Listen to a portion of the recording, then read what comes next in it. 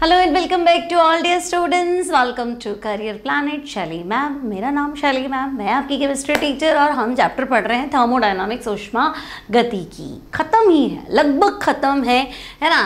आज के लेक्चर के बाद एक आध लेक्चर और एक लेक्चर और मान लो गिब्स फ्री एनर्जी पे, ठीक है। अच्छा, आज का लेक्चर बहुत इंपॉर्टेंट होने वाला है।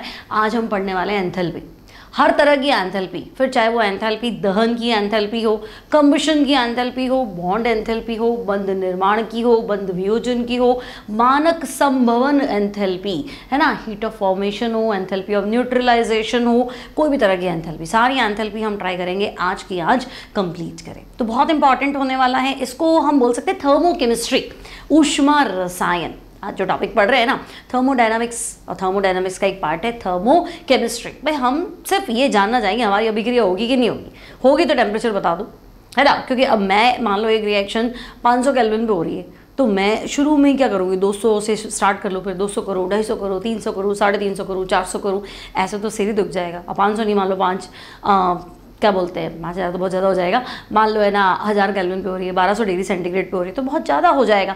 तो मैं कैसे पता करूँगी, है ना। तो इसके लिए मेरे पास कुछ टर्म्स है, थर्मोडायनामिकल टर्म्स है, जिसमें हम गिब्स फ्री एनर्जी भी पढ़ते हैं और हम एंथैल्पी डिसाइड कर लेते हैं, एंथैल्पी निकाल लेते हैं, ताकि हमें आइडिया मिल जाए, आगे की कैलकुलेशन मिल जाए, ठीक है। तो बहुत इंपॉर्टेंट टॉपिक है, फटाफट डिस्कस करते। तो पहला ही टॉपिक आपको दिया है कि भाई अभिक्रिया एंथैल्पी, है ना। देखो, अभिक्रिया एंथैल्पी बोलो या अभिक्रिया ऊष्मा बोलो, ठीक है। स्टैंडर्ड एंथैल्पी बोलो, व्हाट इज रिएक्शन एंथैल्पी, क्या होता है, एक सेकंड बच्चों, क्या होता है अभिक्रिया एंथैल्पी। तो हम कहेंगे, देखो सीधी सी बात है, एक रासायनिक अभिक्रिया की बात करें, थर्मोकेमिस्ट्री पढ़ रहे हैं, है ना। तो भाई किसी भी रासायनिक अभिक्रिया के दौरान, ड्यूरिंग अ केमिकल रिएक्शन, किसी रासायनिक अभिक्रिया के दौरान क्या होना चाहिए। तो हम कहेंगे भाई कोई रिएक्शन होगी तो दो बातें होंगी,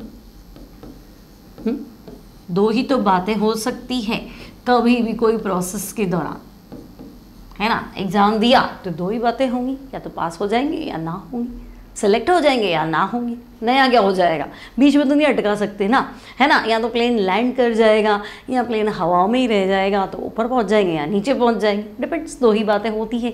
तो रिएक्शन भी होगी तो क्या होगा, तो या तो ऊष्मा मुक्त होगी या ऊष्मा अवशोषित होगी, बस। तो ड्यूरिंग अ केमिकल रिएक्शन, किसी रासायनिक अभिक्रिया के दौरान होने वाला ऊष्मा परिवर्तन, ठीक है, होने वाले हीट चेंजेस जो है बच्चे, होने वाला ऊष्मा परिवर्तन, heat change during a chemical reaction, किसी रासायनिक अभिक्रिया के दौरान होने वाला ऊष्मा परिवर्तन जो है, उसे हम अभिक्रिया ऊष्मा कह सकते हैं या हम अभिक्रिया एंथैल्पी कह सकते हैं। या तो तुम उसको बोलो रिएक्शन एंथैल्पी, या तुम उसको बोलो हीट ऑफ रिएक्शन। आई बात समझ में, ठीक है। अब सीधी सीधी बात करें, मोटे तौर पर बात करेंगे भाई, अभिक्रिया या तो हमारी जो केमिकल रिएक्शन है, हमारी जो रासायनिक अभिक्रिया है, या तो होगी ऊष्मा शोषी, है ना, ऊष्मा अवशोषित होगी अभिक्रिया के दौरान, हीट एब्जॉर्ब होगी, या फिर होगी ऊष्मा क्षेपी, रासायनिक अभिक्रिया के दौरान ऊष्मा मुक्त होगी, ठीक है। अब अगर रासायनिक अभिक्रिया के दौरान ऊष्मा मुक्त हो रही है, मैंने आपको पहले ही कहा था, सिस्टम अपने आप को मान लो भाई, during the reaction heat release हो रही है, मैंने वर्कआउट किया, मैं खूब दौड़ा, तो बॉडी से हीट रिलीज हो रही है ना, तो कुछ ना कुछ गया ना, आया तो कुछ नहीं ना, तो हम कहेंगे हाँ हीट तो रिलीज हुई, ऊष्मा मुक्त हुई। तो ऊष्मा क्षेपी अभिक्रियाओं के लिए हम delta H, enthalpy heat content पिछली क्लास में पढ़ाया था, डेल्टा एच, इसको हम नेगेटिव कंसिडर करें, और ऊष्मा अगर शोषी है तो हम डेल्टा एच पॉजिटिव कंसिडर करेंगे। इतनी सी बात है, ठीक है। तो इतनी बात क्लियर है ना कि क्या होता है एंथैल्पी, क्या होता है एंथैल्पी, क्या होता है टोटल हीट चेंज, किसी रासायनिक अभिक्रिया के दौरान होने वाला कंप्लीट कुल ऊष्मा परिवर्तन जो है, दैट इज आपका अभिक्रिया एंथैल्पी, है ना, या अभिक्रिया की ऊष्मा बोल दो, ठीक है। तो अब स्टैंडर्ड स्टेट की भी बात कर लेते हैं, कुछ कंडीशंस की भी बात कर लेते हैं। तो देखो, ताप निश्चित होना चाहिए, है ना, कांस्टेंट टेम्परेचर प्रेशर, अभिक्रिया हमारी संतुलित होनी चाहिए।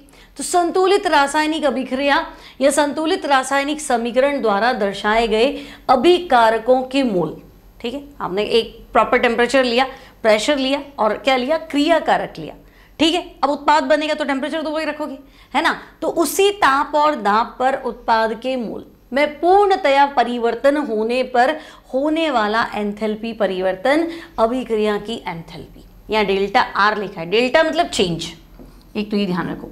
डेल्टा मतलब क्या होता है, केमिस्ट्री में दो बातें होती है, दो ही बातें होती है हर बार। डेल्टा मतलब चेंज, ठीक है, हीट को भी डेल्टा ही लिखते हैं। आर मतलब रिएक्शन, है ना, आर मतलब अभिक्रिया, ठीक है। और एच मतलब, तो भाई एच मतलब एंथैल्पी, ठीक है। अब थोड़ी देर में हम यहाँ पे नॉट भी लगा देना, पावर 0 भी लगा देंगे। तो नॉट मतलब, नॉट नहीं बोलते उसको, नोट बोलते, स्टैंडर्ड स्टेट बोलते हैं ना, मानक अवस्था, ठीक है। मानक अवस्था मतलब आपके पास टेम्परेचर फिक्स होना चाहिए कि हम अपनी सारी बातें जो बोलेंगे वो 298 केल्विन पे बोलेंगे, है ना। प्रेशर तो हम कहेंगे 1 बार पे बात करेंगे, और पदार्थ अपनी मानक अवस्था में होना चाहिए। मानक मतलब उसके सबसे स्टेबल स्टेट, वो किस अवस्था में पाया जाता है उसकी बात करेंगे, ठीक है। क्या ही दिक्कत है। अब एंथैल्पी समझ में आ गया तुम्हें। अब देखो मानक एंथैल्पी, तो अगर अभिक्रिया में भाग लेने वाले सभी पदार्थ अपनी मानक अवस्था में हो, स्टैंडर्ड स्टेट में हो। अब स्टैंडर्ड स्टेट कैसे, तो मैं कहूँ ऑक्सीजन, तो दिमाग में क्या आया, ऑक्सीजन क्या होता है, पानी, या ऑक्सीजन क्या होता है, द्रव, या ऑक्सीजन क्या होता है, ठोस। तो तुम कहोगे नहीं कैसी बातें कर रहे हो, ऑक्सीजन होता है O2 और ब्रैकेट में गैस। स्टैंडर्ड बोल दिया ना तुमने।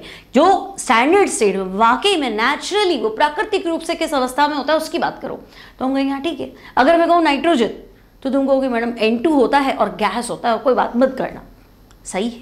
लेकिन मैं तुम्हें कहूँ कार्बन, तो तुम्हें याद रखना है कार्बन की मानक अवस्था ग्रेफाइट होती है। मैं कार्बन की अभिक्रिया कराऊं तो तुम्हें कोयले की अभिक्रिया नहीं करानी और तुम्हें हीरे की अभिक्रिया नहीं करानी।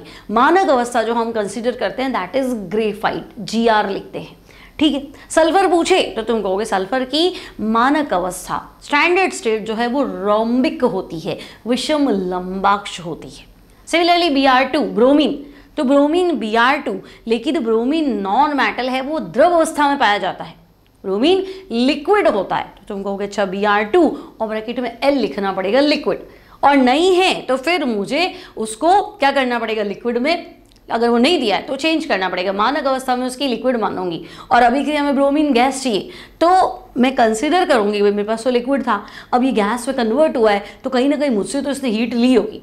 द्रव को अगर मैं गैस में कन्वर्ट करूंगी, वाष्प में कन्वर्ट करूंगी तो महंगा ही होगा ना, उसने गर्म तो किया ही होगा, तो हीट उसने तुमसे ली होगी। तो ये कंसीडर करना, ये छोटी छोटी बातें न्यूमेरिकल में बहुत हेल्प करेंगी, तो इसको थोड़ा ध्यान रखना।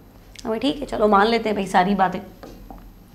अब देखो प्रावस्था संक्रमण में एंथैल्पी परिवर्तन, जब किसी पदार्थ, ये प्रावस्था मतलब फिजिकल स्टेट चेंज होना, प्रावस्था मतलब भौतिक अवस्था में परिवर्तन, फिजिकल स्टेट चेंज होना। तो जब किसी पदार्थ की बात करें उसकी अगर भौतिक अवस्था में परिवर्तन होता है, फिजिकल स्टेट चेंज होती है, तो पदार्थ की प्रारंभिक और अंतिम अवस्थाओं में ऊर्जा का अंतर होता है, और इस अंतर को हम कहते हैं प्रावस्था संक्रमण, है ना, फेज ट्रांजिशन में एंथैल्पी परिवर्तन। मतलब आपने कहा पानी है, अब वो बर्फ में कन्वर्ट हो गया, तो ये भौतिक परिवर्तन हुआ है। रासायनिक अभिक्रिया के दौरान भी ऐसा पॉसिबल है। मान लो अगर मैं किसी को गलनांक पे गर्म करूं, है ना, या हिमांक पे गर्म करूं, तो फिजिकल चेंज है, भौतिक परिवर्तन है, भौतिक अवस्था की बात कर रहे हैं, रासायनिक अभिक्रिया की बात नहीं कर रहे हैं यहाँ पे। तो हम कहेंगे ओके चलो, तो अगर फेज चेंज होता है, भौतिक अवस्था बदलती है, तो हम कहते हैं अच्छा ठीक है प्रावस्था संक्रमण है। और अब ऑब्वियस है ना कि अगर मान लो ठोस है, मान लो बर्फ है और मैं पानी में गर्म कर रही हूँ, पानी में कन्वर्ट कर रही हूँ, तो हीट तो मैं ही सप्लाई करूँगी, बर्फ को गर्म नहीं करूँगी तो पानी में कैसे जाएगा, तो हीट सप्लाई करनी पड़ेगी। तो हीट सप्लाई करोगे मतलब एंथैल्पी में क्या आया, चेंज आया। अब आप क्वथनांक पे कर रहे हो, गलनांक पे कर रहे हो, हिमांक पे कर रहे हो, वो सारी बातें हमें ध्यान रखनी है, ठीक है। तो नेक्स्ट टॉपिक तुम्हारे पास है गलन की एंथैल्पी। अब ये टर्म्स आएंगी ना, देखो पूछेगा कोई नहीं, लेकिन एग्जाम में जब तुम न्यूमेरिकल करने बैठोगे तो वो तुम्हें कहेगा इस पदार्थ की गलन की एंथैल्पी इतनी, तो तुम्हें उलझना नहीं। अब ये क्या नई चीज़ है, गलन की एंथैल्पी क्या होता है, तो नाम से जो गलन मतलब गलेगा, कौन गलेगा, जो ठोस होगा वही तो गलेगा, द्रव गलेगा क्या, तो गलेगा तो ठोस गलेगा, किस पे गलेगा, तो गलनांक पे, मेल्टिंग पॉइंट पे गलेगा, तो बस लिख दो। तो हम कहेंगे देखो 1 मोल ठोस पदार्थ, 1 मोल हमारे पास होना चाहिए ठोस पदार्थ, ठीक है, को गलनांक बिंदु पर गर्म कितना करना है कि वो गल जाए, तो गलने वाला बिंदु कौन सा है, तो हम कहेंगे गलनांक है। तो 1 मोल ठोस पदार्थ को गलनांक बिंदु पर गर्म करने पर गर्म करने पर होने वाला एंथैल्पी परिवर्तन। आई बात समझ में? आपके पास 1 मोल ठोस पदार्थ है, आपने उसको गर्म किया, है ना, तो गर्म किया मतलब गलनांक बिंदु पर ले गए। अब जो भी हीट चेंजेस हुए, एंथैल्पी परिवर्तन हुआ, उसे आप क्या बोलेंगे? तो भाई उसे आप बोलेंगे गलन की एंथैल्पी, हीट ऑफ फ्यूजन। गलन की एंथैल्पी, हीट ऑफ फ्यूजन। समझे? तो अब ये कह रहे हैं देखो, बर्फ H2O सॉलिड मतलब बर्फ, और बर्फ को बदला H2O द्रव मतलब पानी। तो बर्फ को मैं कितनी हीट सप्लाई करूं कि वो द्रव में कन्वर्ट हो जाए? तो आपके पास है 6.02 किलो जूल प्रति मोल, मतलब 1 मोल 18 ग्राम बर्फ को, 18 ग्राम हाँ बर्फ को 6.02 किलो जूल अगर तुम हीट सप्लाई करोगे तो वो पानी बन जाएगा। ठीक है, अब ये सबका फिक्स रहता है कि भाई इतना इतना हर एक का लगेगा, तो जो लगेगा वो ठीक है, क्लियर, क्योंकि टेम्परेचर तो फिक्स है ना, पदार्थ की मात्रा फिक्स कर दी, 1 मोल फिक्स कर दिया, तो ये अमाउंट फिक्स हो जाएगा, क्योंकि मोलर हो गया ना, और मोलर नहीं होता तो फिर मात्रा बदलते तो चीज़ बदल जाती ऐसे। ठीक है, तो गलन की एंथैल्पी क्लियर है। ऐसे तो फिर वाष्पन की एंथैल्पी भी हो सकता है। तो वाष्प बनानी है, तो वाष्प कितनी बनेगी? द्रव की, और द्रव को वाष्प में बदलूँ मतलब बॉइल करूँ, तो बॉइल करूँ मतलब क्वथनांक बिंदु।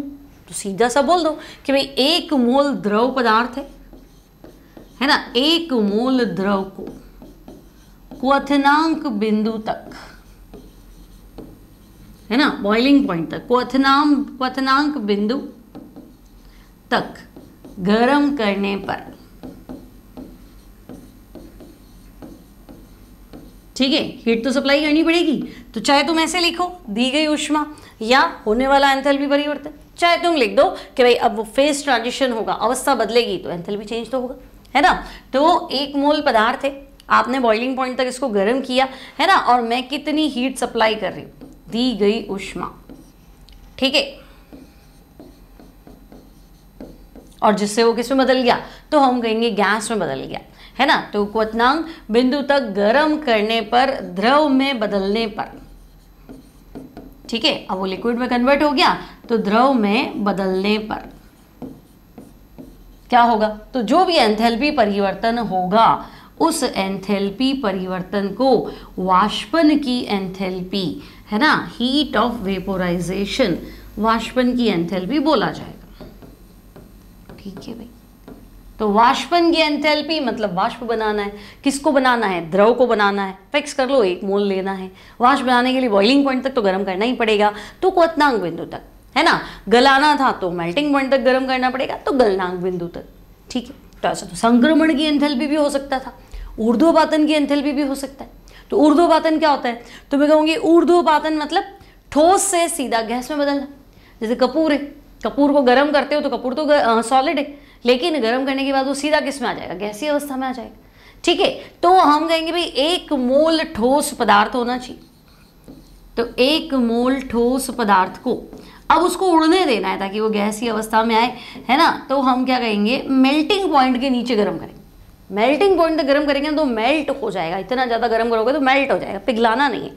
तो 1 मोल ठोस पदार्थ को गलनांक बिंदु से नीचे, ठीक है। अब देखो, हर पदार्थ का ऊर्ध्वपातन नहीं होता है, हर कोई गैस में नहीं बदलना है, पदार्थ वो लेना है जिसका सब्लिमेशन होता हो। जैसे सोडियम ठोस है, गैस में बदला जा सकता है ना। आपका कपूर ठोस है, उसको गैस में बदला जा सकता है। आयोडीन गैसीय अवस्था में आ सकती है, बीच में बिना लिक्विड स्टेट में आए। आई बात समझ में? तो 1 मोल ठोस पदार्थ को गलनांक बिंदु के नीचे गर्म करके गैसीय अवस्था में लाने पर, आपको उसको गैसियस स्टेट में लाना है। गैसीय अवस्था में लाने पर होने वाला, गैसीय अवस्था में लाने पर होने वाला एंथैल्पी परिवर्तन, इतना काम आपको करना पड़ेगा बच्चे। होने वाला एंथैल्पी परिवर्तन, ठीक है, उसे हम कहेंगे हीट ऑफ सब्लिमेशन, है ना, ऊर्ध्वपातन की एंथैल्पी। तो ठोस को गैस में बदलना है, हीट आपको करना तो है, हीट तो करना है, गर्म करना है, लेकिन मेल्टिंग पॉइंट से नीचे। तो तो सोडियम ठोस अवस्था में है, गैसीय अवस्था में लाएंगे तो हीट ऑफ सब्लिमेशन कितना है 108.3 है ना किलो जूल प्रति मोल। मतलब 23 ग्राम अगर सोडियम ले लो, 1 मोल सोडियम का भार कितना हो गया परमाणु भार, मतलब 23 ग्राम। तो 23 ग्राम सोडियम लोगे तो इतनी हीट सप्लाई करोगे तो वो गैसीय अवस्था में आ जाएगा। तो ऊर्ध्वापतन की एंथैल्पी भी क्रिया है ना। सिमिलरली एंथैल्पी ऑफ ट्रांजिशन, तो बेटा संक्रमण की एंथैल्पी, मतलब आपको क्या करना है, 1 मोल क्रिस्टलीय पदार्थ है ना, संक्रमण करना है, मतलब एक अपर रूप से दूसरे अपर रूप में बदलना है, लेकिन एक क्रिस्टलीय अवस्था से दूसरी क्रिस्टलीय अवस्था में बदलना है। तो 1 मोल डायमंड को 1 मोल ग्रेफाइट में बदलना है। तो डायमंड भी कार्बन का क्रिस्टलीय रूप है, ग्रेफाइट भी कार्बन का क्रिस्टलीय रूप है। तो आपको बताना है 1 मोल क्रिस्टलीय पदार्थ को दूसरी क्रिस्टलीय अवस्था में बदलने के लिए, दूसरी क्रिस्टलीय अवस्था है ना, एक क्रिस्टलाइन स्टेट से दूसरी क्रिस्टलाइन स्टेट में ले जाना है। जैसे सल्फर मोनोक्लिनिक है तो रोम्बिक बनाना है ना, एकंताक्ष है तो विषम लंबाक्ष बनाना है, या विषम लंबाक्ष है तो एकंताक्ष बनाना है। ठीक है, तो 1 मोल ठोस पदार्थ, क्रिस्टल होगा तो ठोस तो हो गई है ना, तो 1 मोल ठोस क्रिस्टलीय पदार्थ को दूसरी क्रिस्टलीय अवस्था में बदलने के लिए, ठीक है, अब हीट हम सप्लाई करते हैं बेटा तो उसको बोलते हैं संक्रमण ताप। जैसे गलाना था तो गलन बिंदु था, गलनांक पे, और वाष्पन था तो क्वथनांक आ गया था। सिमिलरली संक्रमण की एंथैल्पी, तो जो टेम्परेचर होता है ना, संक्रमण ताप किसे कहते हैं, तो एक अपर रूप से दूसरे अपर रूप में जा रहे हो, एक क्रिस्टलीय अवस्था से दूसरे क्रिस्टलीय अवस्था में जा रहे हो, है ना, तो संक्रमण ताप पर, ठीक है, ट्रांजिशन टेम्परेचर, संक्रमण ताप पर होने वाला एंथैल्पी परिवर्तन। अब आपका जो भी एंथैल्पी चेंज आएगा, होने वाला एंथैल्पी परिवर्तन हीट ऑफ ट्रांजिशन, संक्रमण की एंथैल्पी होगा। आगे बात समझ में क्लियर है, कोई डाउट नहीं, यहाँ तक आगे बढ़े, है ना। ये हो गया आपका हीट ऑफ ट्रांजिशन। अब देखो मानक संभवन एंथैल्पी, अब हिंदी में थोड़ा टफ है, संभवन मतलब फॉर्मेशन, आप कुछ बनाना चाह रहे हो। अब आप चाहे 1 मोल CO2 बनाओ, 1 मोल मीथेन बनाओ, 1 मोल वाटर बनाओ, ठीक है, कंटेंट जो है, मतलब इनका जो कॉन्स्टिट्यूशन है, जो ये पदार्थों से बना है, उनको मानक अवस्था में लेना है। मतलब तुम चाहते हो मैडम 1 मोल CO2 बना दो, तो बना दो। तो CO2 के रॉ मटेरियल क्या है, कैसे बनाओगे CO2, तो तुम कहोगे C ले लूंगा, O2 ले लूंगा। अब C की मानक अवस्था क्या थी, अभी बताया था, C की मानक अवस्था बोलो क्या थी, ग्रेफाइट थी। तो C अपनी स्टैंडर्ड स्टेट में लेना है, मानक अवस्था में लेना है, मतलब कार्बन ग्रेफाइट लेना है, प्लस O2, तो उसको मैं क्या माथापच्ची करूँ, O2 तो गैसीय अवस्था में मिलता है, तो C graphite plus O2 gives CO2। अब 1 मोल होना चाहिए, मानक अवस्था पे लेना है, स्टैंडर्ड टेम्परेचर और प्रेशर लेना, मतलब 298 केल्विन 298 केल्विन तुम टेम्परेचर लो और प्रेशर तुम एक बार रखो और फिर चेंजेस देखो। ठीक है, तो देखो किसी यौगिक के 1 मोल को तुम चाहते हो 1 मोल बने, है ना, उसके अवयवी तत्वों जो अपनी सबसे स्थायी रूप में हो, मतलब अगर तुम जैसे मान लो ये इसने मीथेन बनाया, C+2H2 मीथेन बनाया, तो तुम कहोगे रॉ मटेरियल कार्बन है और हाइड्रोजन है, तो कार्बन का मानक अवस्था स्टैंडर्ड फॉर्म क्या है, तो हम कहेंगे ग्रेफाइट। और हाइड्रोजन हमें मतलब अच्छी करनी नहीं, हाइड्रोजन मानक अवस्था में होती है H2 गैस। तो यहाँ हीट ऑफ फॉर्मेशन 0 है, मतलब इसको बनाने में मेरा कोई खर्चा नहीं है, लेकिन यहाँ मुझे देखना पड़ेगा क्योंकि अब कार्बन तो ठोस है, मुझे उसको ग्रेफाइट में बदलना पड़ेगा, गैसीय अवस्था में बदलना पड़ेगा, ऐसे। ठीक है, तो हम कहेंगे ओके, तो सबसे स्थायी रूप में लिए गए हों तो जो भी बनने वाला एंथैल्पी परिवर्तन है उसे मानक संभवन एंथैल्पी कहते हैं। क्लियर। तो कार्बन अपनी नेचुरल स्टेट ग्रेफाइट मान लो, तो हीट ऑफ फॉर्मेशन इसका भी 0 है, इसका भी 0 है। अब ये बनेगा तो इतनी ऊष्मा मुक्त होगी। तो अब इसकी न्यूमेरिकल करेंगे ना तो उसमें थोड़ा और कॉन्सेप्ट क्लियर हो जाएगा। नेक्स्ट देखो, अब स्टैंडर्ड स्टेट बताओ, तो भाई कार्बन की मानक अवस्था, तो हम कहेंगे भी कार्बन की स्टैंडर्ड स्टेट हमने पढ़ी थी ग्रेफाइट, तो कार्बन की मानक अवस्था हम ग्रेफाइट कंसीडर करते हैं। और सल्फर की रोम्बिक, है ना, रोम्बिक को आप हिंदी में लिखेंगे विषम लंबाक्ष। ठीक है, रोम्बिक याद रह जाएगा आपको, 2 तरह का सल्फर होता है क्रिस्टलाइन फॉर्म में, रोम्बिक एंड मोनोक्लिनिक, विषम लंबाक्ष और एकंताक्ष। ठीक है। अब देखो किसी यौगिक की संभवन एंथैल्पी, हीट ऑफ फॉर्मेशन, जब वो बनेगा तो नेगेटिव मतलब, तो अभी मैंने कहा था नेगेटिव मतलब ऊष्मा उत्सर्जित होना। तो किसी यौगिक के बनने पे जितनी ज्यादा ऊष्मा उत्सर्जित हो रही है वो कंपाउंड उतना ही ज्यादा क्या है, स्टेबल है, स्थायी है ना।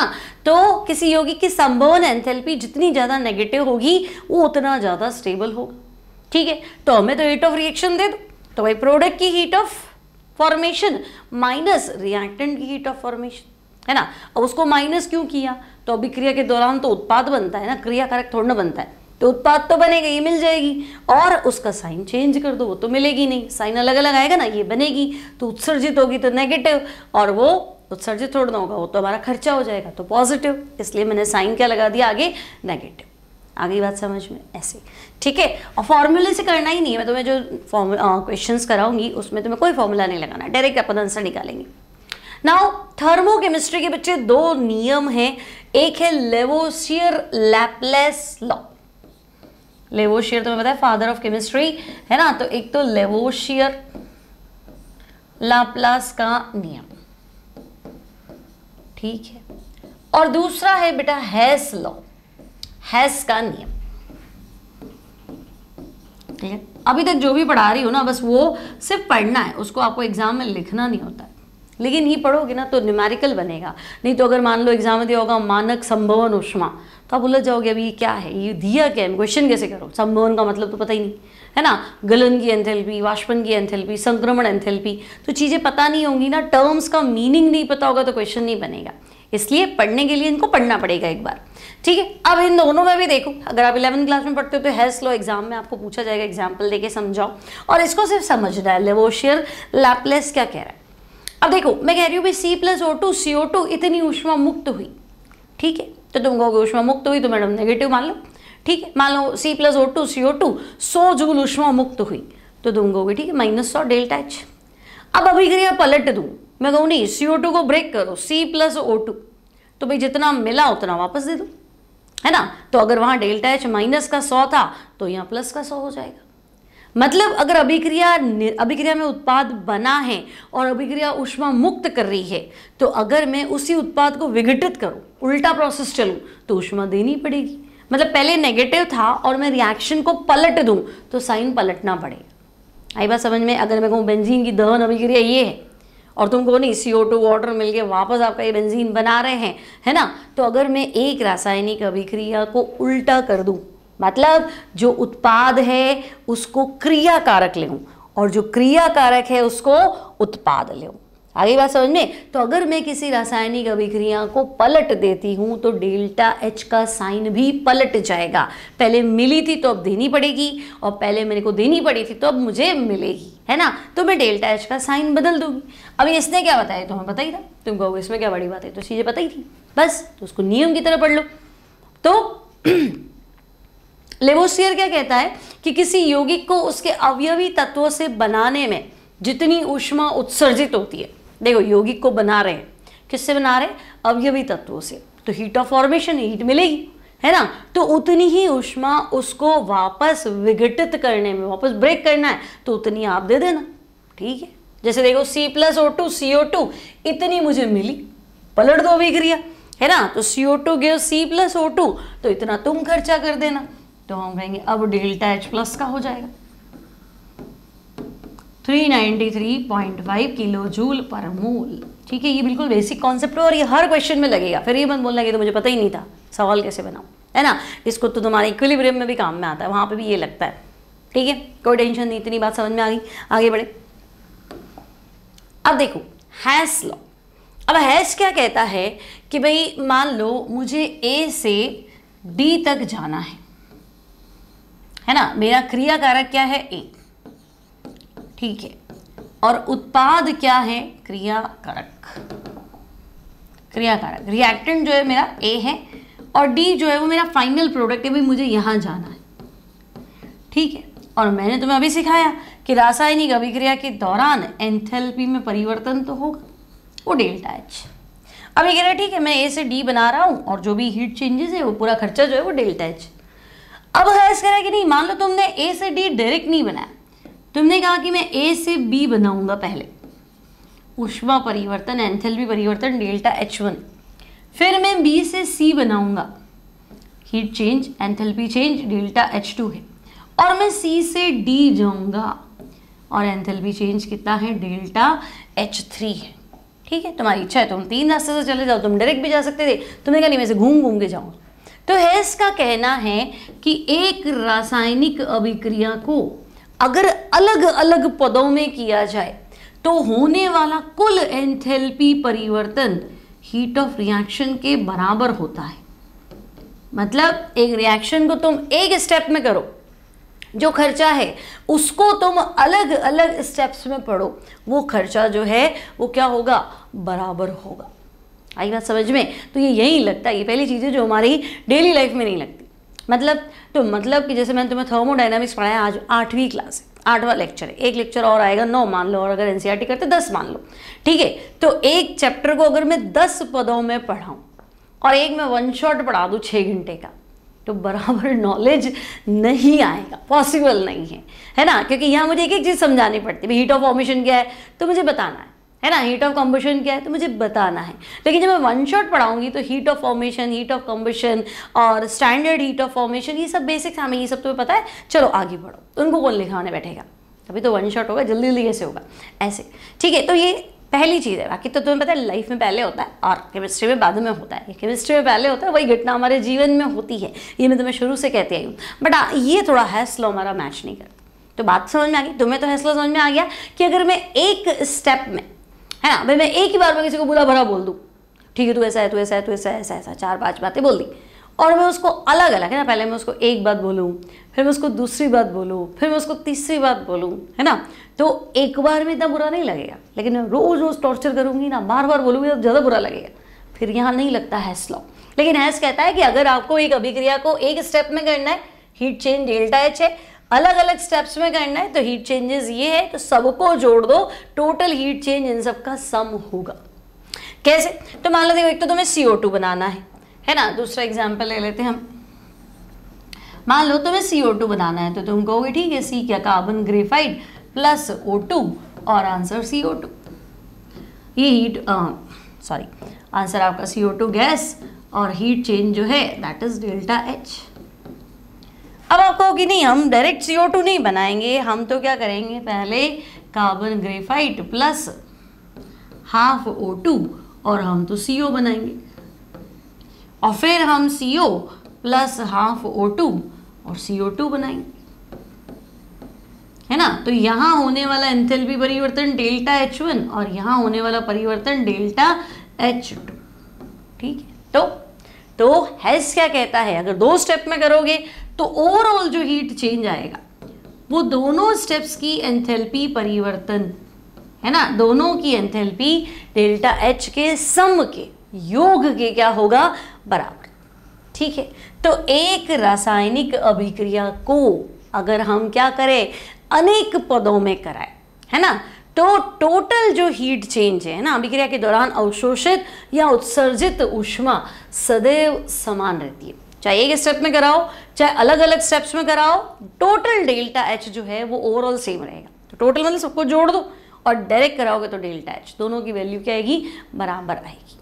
क्लियर है, समझ में आ गया हेस लॉ? कोई टेंशन नहीं। ठीक है, आगे बढ़ते हैं, देखो फटाफट। Enthalpy of combustion. अब कंबशन क्या, मान लो मैं तुम्हें कहूँ बेंजीन है, तो तुम कहोगे ठीक है C6H6 है।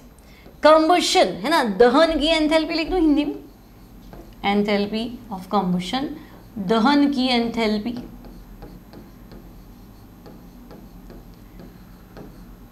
अब तुम्हें क्या करना है, किसी पदार्थ, कंबशन दहन मतलब जलाना, ऑक्सीजन की प्रेजेंस में जलाना। तो बेंजीन लिख रहे हो क्योंकि अभी यहाँ पर कहाँ है, काम आएगा न्यूमेरिकल में।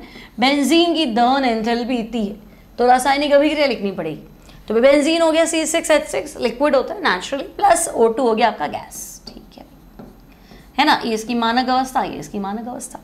अब कार्बन जो है, कार्बन 6 है तो भी CO2 6 बनेगी, और हाइड्रोजन 6 है तो 3 जल बनेंगे। ये लिक्विड, ये गैस, ये भी हमें बताइए, है ना। कार्बन कितने थे, 6, तो CO2 6, हाइड्रोजन 6 है तो वाटर 3 बनेंगे। अब ऑक्सीजन का खर्चा, तो देखो 6 O2 मतलब 12 ऑक्सीजन तो यहाँ, और 3 ऑक्सीजन हुआ, 12 और 3 15 O। और ऑक्सीजन की बात करूं तो अगर मैं यहाँ 15 लिखूं तो 15 दूना 30 हो जाएगा ना, तो 15/2 ऐसे। ठीक है, अगर मान लो तुमसे कहे कि आप ऐसा करो मीथेन का कंबशन लिखो, तो भाई मीथेन गैस है, कंबशन में ऑक्सीजन लिख दो और जलाओ। तो देखो एक कार्बन है बेटा तो CO2 एक बनेगी, समझ रहे हो ना मेरी बात, C एक है ना तो CO2 एक बनेगी, हाइड्रोजन 4 है तो 4 हाइड्रोजन है तो वाटर 2 बनेंगे, 2H2। और टोटल खर्चा तो देखो 2 ऑक्सीजन इधर 2 ऑक्सीजन इधर, टोटल 4 तो ये ट्वाइस।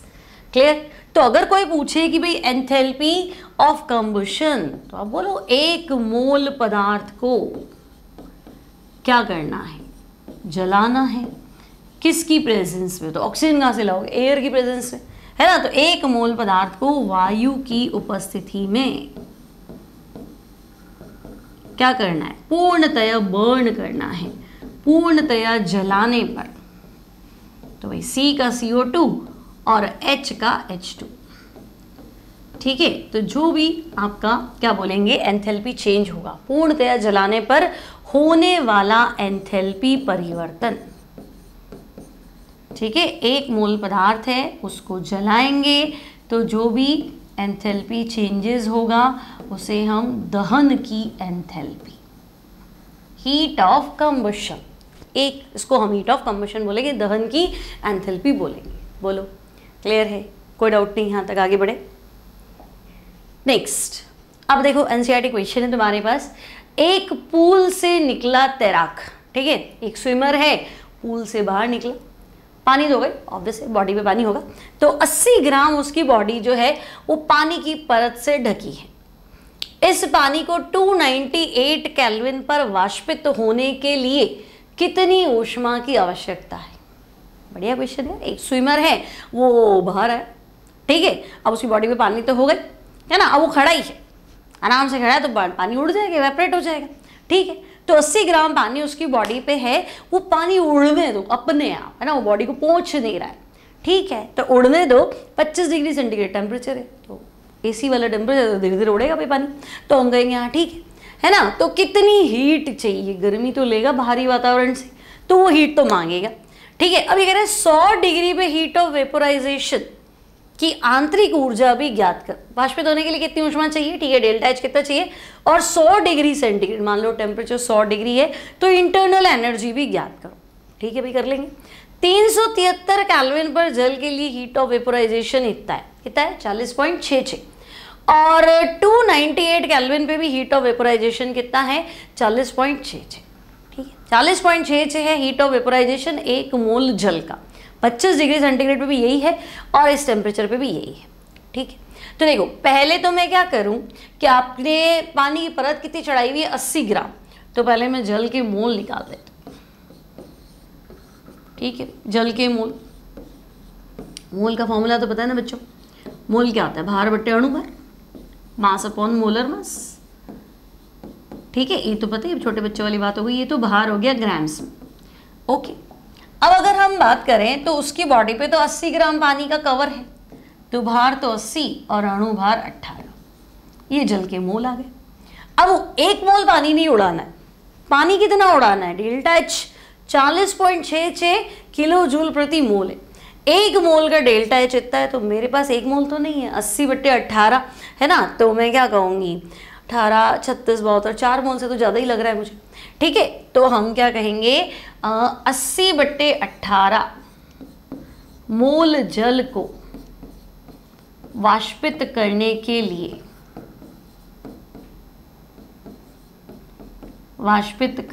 लिए, डेल्टा H। ठीक है,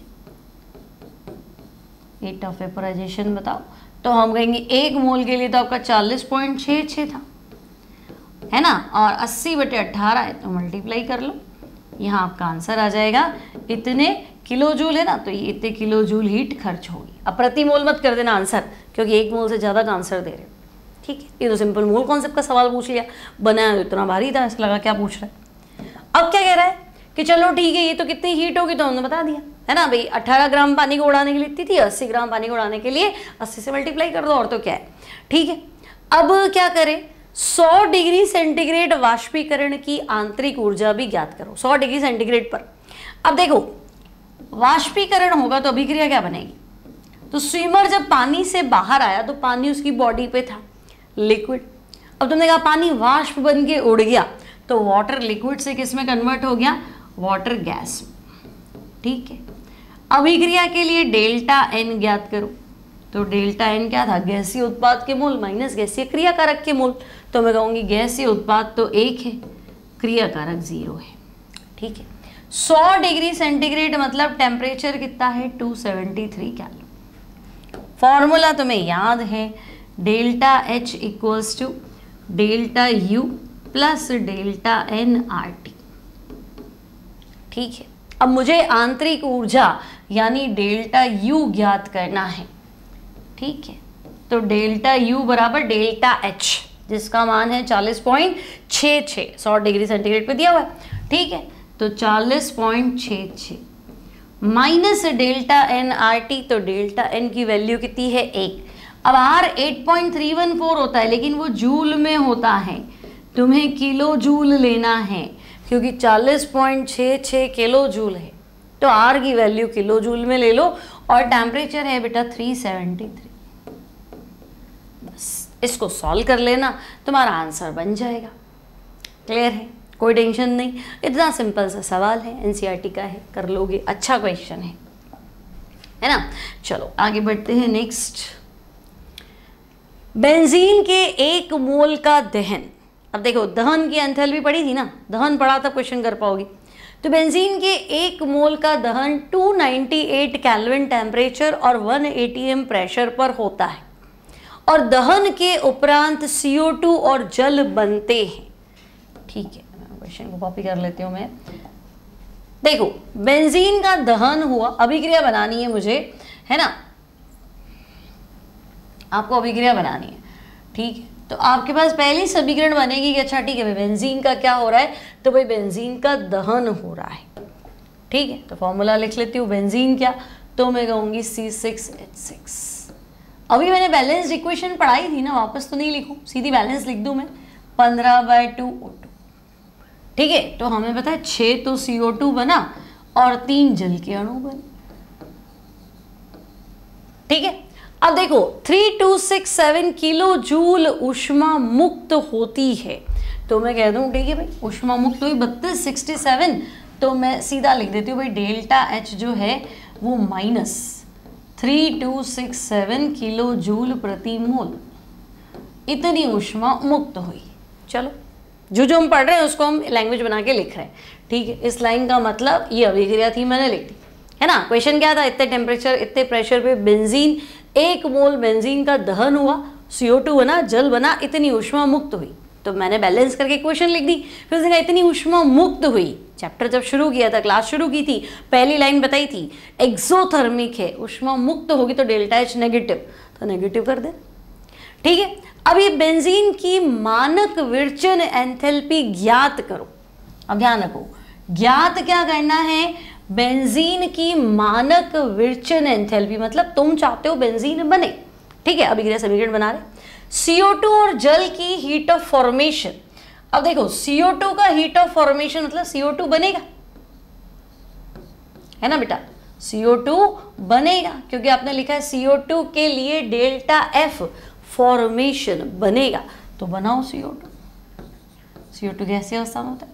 ठीक है, कितना बनेगा? तो हीट कितनी है? माइनस का 393.5, तो मैं कहूँगी अच्छा चलो यहाँ हीट ऑफ फॉर्मेशन है माइनस का 393.5 किलो जूल प्रति मोल। ठीक है, और जल का H2O लिक्विड का माइनस का 285। ठीक है, ये समीकरण भी मैं बना लेती हूँ, माइनस का 285, डेटा याद रखना। ठीक है, अब जल कैसे बनेगा? तो मैं कहूँगी 1 मोल जल बनेगा। देखो किलो जूल प्रति मोल है ना, 1 मोल ही बनाना।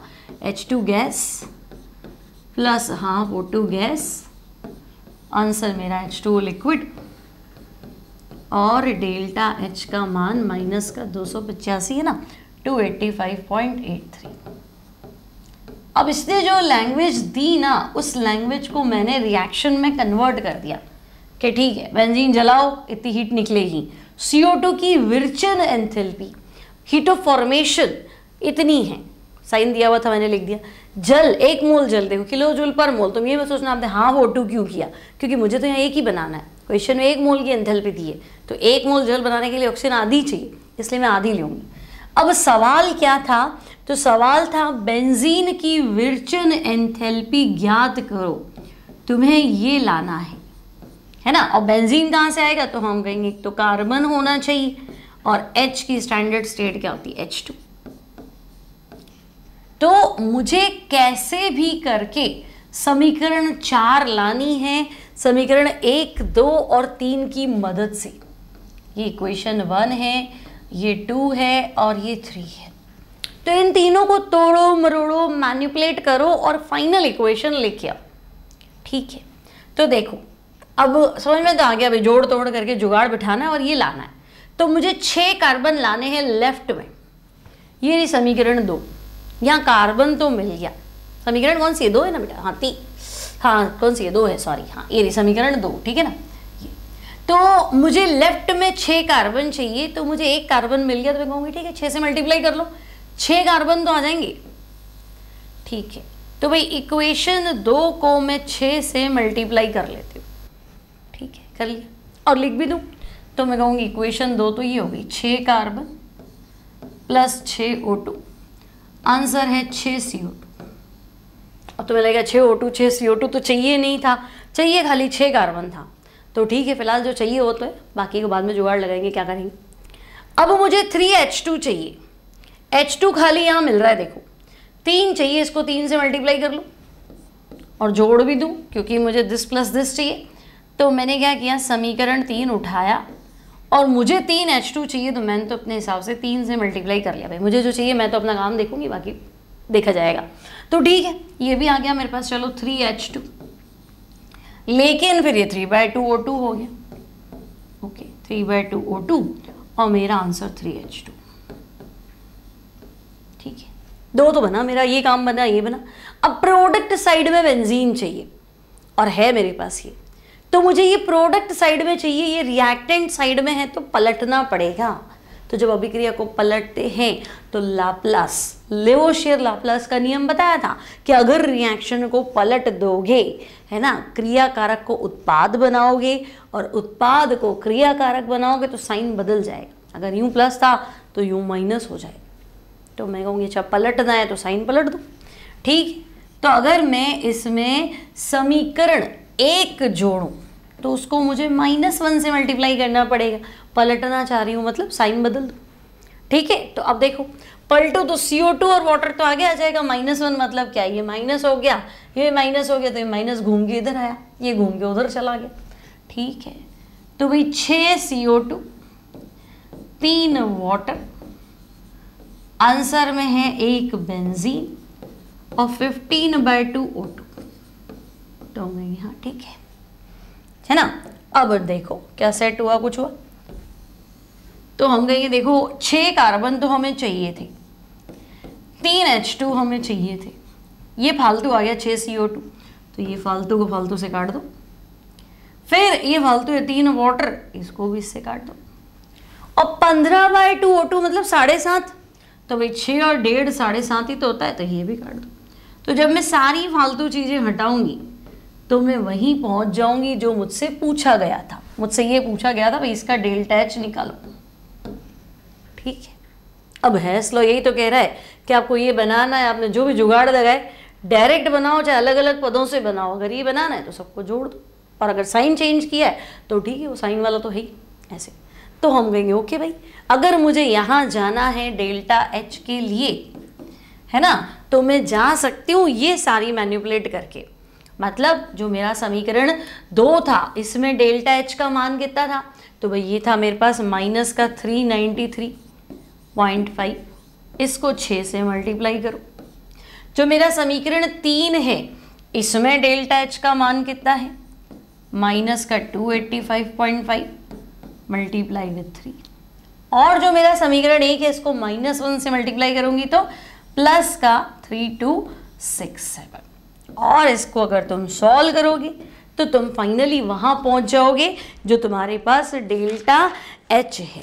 तो मैं तुम्हें आंसर बताती हूँ, कैलकुलेशन तुम खुद करना। तो बच्चे आंसर तुम्हारा यहाँ पे आना चाहिए पलटा पलटी करके 48.51 48.51 48.51।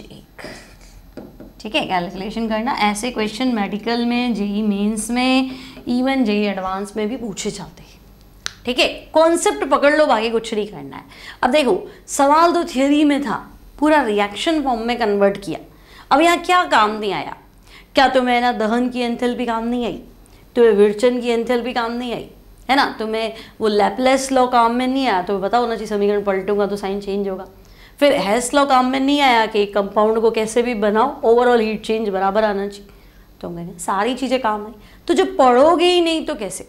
हम चाहे तो वन शॉट में इसको डायरेक्ट करना भी सीख सकते हैं कि हाँ भाई ये क्वेश्चन ऐसे होगा, लेकिन ये चीज़ वो है कि भाई जैसे मुझे कोई मशीन चलानी आती है ना, मुझे उसका वर्किंग नहीं आता, मुझे उसका मैकेनिज्म नहीं आता, उसके बारे में मुझे जानकारी नहीं है, मुझे ऑन ऑफ करना आता है।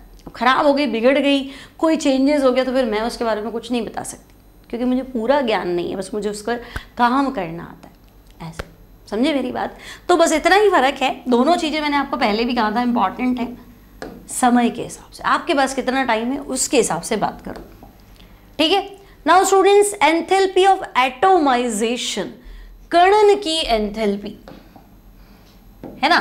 कणन की एंथैल्पी मतलब तुम पदार्थ को कणों में बदलना चाह रहे हो, एटम्स में बदलना चाह रहे हो। तो हम कहेंगे जहाँ से जैसा आया था वैसे बदलना चाह रहा हूँ। तो गैसीय अवस्था में 1 मोल पदार्थ में जितने भी बंध हैं उसको तोड़ दो और सारे कण बना दो, एटम्स बना दो। तो जो भी खर्चा होगा एंथैल्पी ऑफ एटोमाइजेशन। मान लो मीथेन है, तो मीथेन के कण क्या है? एक तो कार्बन है और 4 हाइड्रोजन है। तो इसके सारे बॉन्ड्स तोड़ दो और जितनी भी एंथैल्पी है ना 1665 कह रहा है, मतलब चारों बंध तोड़ने में टोटल खर्चा 1665 है। प्रति एक बॉन्ड तोड़ना पे CH4 में क्या होता होगा? 4 बंध होंगे ना, 4 बंध होंगे। तो चारों को स्प्लिट करा है क्योंकि कणों में कैसे बदलोगे? CH बंध टूटेगा, ये भी टूटेगा, ये भी टूटेगा, ये भी टूटेगा। तो ओवरऑल जो है टोटल खर्चा 1665 है। अब एवरेज बॉन्ड एंथैल्पी निकालो भाई इस बंध की एंथैल्पी, तो तुम कहोगे 4 का इतना है, 1 का डिवाइड बाय 4। अब हम एवरेज मान के चलते हैं कि हाँ चारों का जो है वो लमसम इतना होगा। ठीक है, लेकिन एक्चुअली ऐसा नहीं होता है। पहला बंध तोड़ा, हो सकता है कम एनर्जी लगे, दूसरे में ज़्यादा लगे, या हो सकता है पहले में ज़्यादा लगे दूसरे में कम लगे। तो हम एवरेज मान के चलते हैं, इतनी कैलकुलेशन नहीं बिठाते। ठीक है, अब देखो एंथैल्पी ऑफ सॉल्यूशन, ये भी नया कॉन्सेप्ट है। देखो जल योजन अलग होता है और विलायकन अलग होता है, विलयन अलग होता है। जैसे मान लो MgCl2, तो MgCl2 जल योजित हो जाता है, MgCl2.6H2, या BaCl2 तो वो थोड़ा सा पानी लेगा तो BaCl2.2H2, तो पानी को पकड़ के, यानी कॉपर सल्फेट से ब्लू वाइट्रियोल नीला तोता, तो CuSO4 पहले पानी में जाएगा ना, तो CuSO4.5H2O बनाएगा। तो .H2O बनाना मतलब जल योजित होना, है ना। क्या बोलेंगे इसको? हाइड्रेशन, जल के साथ योजित होना, जुड़ना। और सॉल्यूशन मतलब अब पानी में गया और उसके सारे ही टुकड़े हो, अब वो मतलब नहीं है Cu का है, SO4 का है, पानी में पानी चला गया ऐसे। तो फिलहाल इसने एंथैल्पी ऑफ सॉल्यूशन बोला है। तो 1 मोल विलेय या विलेय के 1 मोल को विलायक की बहुत सारी, पानी इतना ज़्यादा हो कि वो जल योजित नहीं हो कि उसको 2H2 चाहिए 2 ले ले, नहीं, वो पूरा घुल ही जाए उसके अंदर। ठीक है, तो अधिकतम मात्रा, पानी की अधिकतम मात्रा ले लो और उसमें घोल दो। भी जनरली हम विलायक पानी ले रहे हैं इसलिए मैं जल बता रही हूँ, अदरवाइज जो भी सॉल्वेंट है। तो जो भी हीट चेंजेस होगा वो विलयन की एंथैल्पी, तो ध्यान रखना, इस पर भी न्यूमेरिकल है। तो देखो KCl सॉलिड है ना, एक्वस मतलब जल योजित करना है, या एंथैल्पी ऑफ सॉल्यूशन बताना है तो हम कहेंगे KCl एक्वस, अब वो पानी में चला गया। ठीक है, और यहाँ जो हीट ऑफ सॉल्यूशन है वो है 18.48। सिमिलरली MgSO4 ठोस है, जल में घुलने पे MgSO4 एक्वस मतलब वो घुल चुका है पानी के अंदर, हीट ऑफ सॉल्यूशन है -82.26। ठीक है ना। तो विलायकन की एंथैल्पी, विलयन की एंथैल्पी क्लियर। अब देखो अगर एक ठोस पदार्थ है ना, एक ठोस पदार्थ है और वो पूरा घुल गया तो अपने आयंस में कन्वर्ट हो गया। भाई MgSO4 तो आयनिक कंपाउंड है, तो पानी में MgSO4 तो रहेगा नहीं, तो कहेंगे पानी में Mg+2 होगा और SO4 -2 होगा। तो अगर एक ठोस पदार्थ है, हीट ऑफ सॉल्यूशन की बात कर रहा है, मतलब अब वो अपन आयंस वाले फॉर्म में, x प्लस एक्वस है और y माइनस एक्वस है।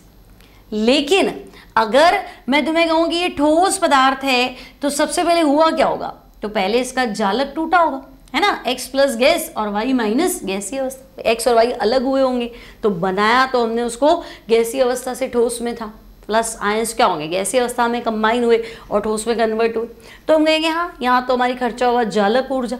ठीक है, अब ये गैसीय अवस्था वाले आयन जब जल योजित हुए तो यहाँ होता है हमारा हीट ऑफ हाइड्रेशन। तो आपकी जो एंथैल्पी ऑफ सॉल्यूशन होती है, डायरेक्ट आपको दिया है कि विलियन की एंथैल्पी इतनी है, तो पहले x और y अलग हुए, तो x प्लस और y माइनस, x प्लस और y माइनस, अब वो जल योजित नहीं है क्योंकि जब बने थे तब जल योजित थोड़ा ना बने थे, x और y ठोस है, तो पहले x प्लस और y माइनस गैसीय अवस्था में उनका लैटिस टूटा, तो पहला खर्चा लैटिस एंथैल्पी, फिर वो पानी में गए तो हाइड्रेशन एंथैल्पी, जल योजन क्या बोलेंगे, जल योजन एंथैल्पी, इन दोनों का जोड़ होता है हीट ऑफ सॉल्यूशन। न्यूमेरिकल में पूछा जाएगा, अभी आएगा क्वेश्चन तो कराती हूँ। अब देखो जल योजन एंथैल्पी, ये मैंने तुम अभी बताया था, एक मोल निर्जल पदार्थ को पूर्ण जल योजन पर उत्सर्जित ऊष्मा, जल योजन अलग है, विलायकन अलग है, विलयन अलग है ना। तो हम जैसे BaCl2 है, पूरा नहीं घोलना, इतना पानी नहीं देना है कि बेरियम अलग हो गया क्लोराइड अलग हो गया, वो नहीं करना है। इसकी टेंडेंसी ये पानी से प्यार करता है कि 2 अणु जल की मैं पकड़ सकता हूँ, उनको अपने साथ हमेशा जिंदगी भर रख सकता हूँ, तो BaCl2.2H2O बनाना है, तो heat of hydration, enthalpy of hydration वो आपका हो गया -29.4। आई बात समझ में। और BaCl2 विलियन की एंथैल्पी, तो ये BaCl2.2H2O प्लस वाटर और BaCl2 एक्वस, तो वो होगी BaCl2 की विलियन की एंथैल्पी। तो विलियन में फिर उसका अस्तित्व खत्म हो गया, पानी में नमक गया तो कोई अस्तित्व नहीं है, Na अलग है और Cl अलग है, ऐसे। ठीक है, देखो सवाल कैसे बनेगा, BaCl2 की जल योजन एंथैल्पी ज्ञात करो। अब BaCl2 की जल योजन एंथैल्पी ज्ञात करो, मतलब BaCl2 प्लस 2H2 जल योजन है ना, जल योजन है विलियन की क्या बोलते हैं, विलियन की एंथैल्पी तो बोला नहीं, तो BaCl2 2H2O के साथ मिलके क्या बनाया होगा, BaCl2.2H2। ये कह रहा है ये चीज तुम्हें निकालनी है, इसका डेल्टा H कैलकुलेट करना है।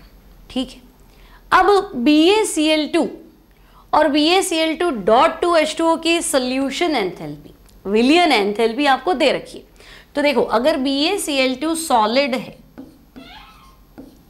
BaCl2 सॉलिड है ना, और इसकी जल योजन विलियन की एंथैल्पी, मतलब बहुत सारा पानी मिला दी, तो बहुत सारा पानी मिला दे तो एक्वस लिख देती हूँ, तो ये बन गया BaCl2 एक्वस, मतलब एक्वस लिखते ही, अब ये पानी के अंदर है, तो पानी के अंदर अगर कोई चीज़ घुल रही है तो तुम पता है वो कुछ भी नहीं है, खत्म हो गई वो तो। ठीक है, तो अब इसका डेल्टा H जो है वो मुझे दे रखा है, BaCl2 सॉलिड का कितना, -20.6, ठीक है, किलो जूल पर मोल। ओके, है ना, ये मेरा समीकरण में मान लेती हूँ, इक्वेशन में मान। सेकेंड देखो BaCl2.2H2O, ठीक है भाई, ये जल योजित तो मेरे पास पहले से ही पड़ा है ना, इसकी विलियन की एंथैल्पी, मतलब इसको पानी में घोला तो ये भी BaCl2 एक्वस बन गया। इसका जो डेल्टा H दे रखा है वो है 8.8 किलो जूल पर मोल। ये हमारा हो गया समीकरण 2। ठीक है, अब मुझे लाना तो ये है, इनको मैनिपुलेट करना है, सिखाया था मैंने तुम्हें कैसे मैनिपुलेट करोगे, क्या करके लेके आओगे, सोचो, दिमाग लगाओ। तो हम कहेंगे ठीक है BaCl2.2H2O प्लस एक्वस। ठीक है, क्या मैं इस समीकरण को ऐसे लिख दूं, BaCl2 प्लस 2H2। भाई अगर इसको पूरा ही पानी में घोलना है तो पहले तो ये अपने प्यार करता है 2 जल के अणुओं को, तो पहले तो क्या मैं 2 को साथ में रखूंगा, फिर लगा 2 क्या बाहर ही आ गए तो सारे ही आ जाएंगे, तो इसको मैं ऐसे लिख सकती हूँ BaCl2 plus 2H2O plus aqueous gives BaCl2 aqueous. बात तो एक ही, तो हम कहेंगे हाँ ऐसे लिख दो, पहले तो 2 अपने पसंद के 2 अणु ले लेगा, फिर उसको पता है तो बाहर ही आई हुई है, तो ऐसे बन जाएगा। अब इजी हो जाएगा तुम्हारे लिए। अब मुझे क्या चाहिए, मुझे चाहिए BaCl2 प्लस 2H2। ठीक है, मतलब समीकरण 1 तो मुझे चाहिए यूं की, ठीक है, और आंसर में क्या चाहिए, BaCl2 एक्वस, है ना। तो देखो इसको पलट दूँ, BaCl2 एक्वस आगे आ जाएगा, है ना। तो समीकरण 2 को लिख के और मैं -1 से मल्टीप्लाई कर दूँ। अगर मैं इसको पलट दूँ तो देखो BaCl2 एक्वस कट जाएगा, है ना। और उधर जाऊंगी तो ये एक्वस कट जाएगा और ये चीज़ मिलेगी।